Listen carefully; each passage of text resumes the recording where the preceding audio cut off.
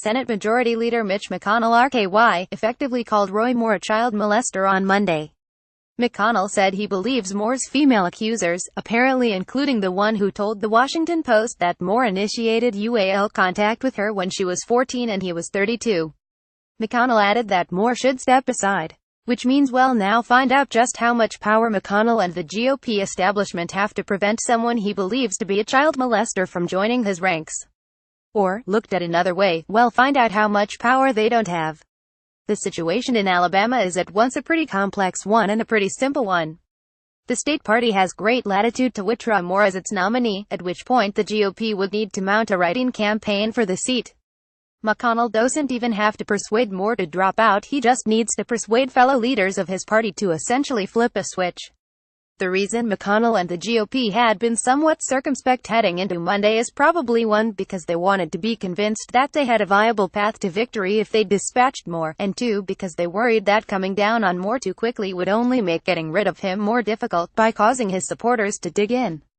The first part appears to have been satisfied, or, at the very least, McConnell seems to see no way forward other than trying to force Moore out, but the second part is still very much an open question.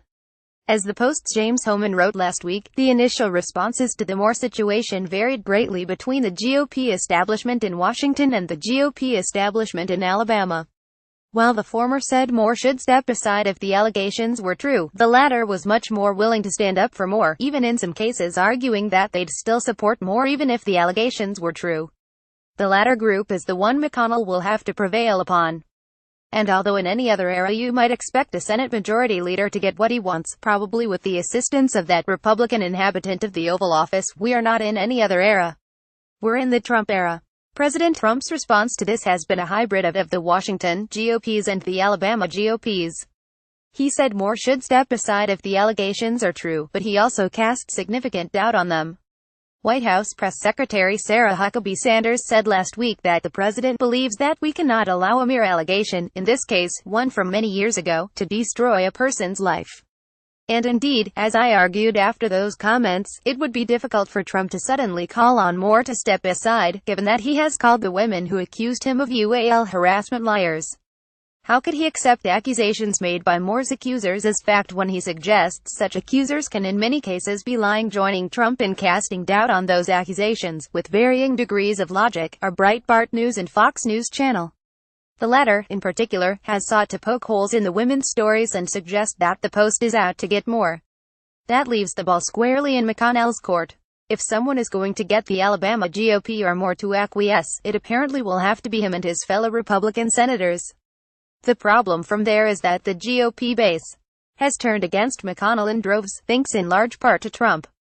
A Fox News poll in September showed that 60% of Republicans had an unfavorable view of their Senate leader, up from 33% just a couple of months earlier.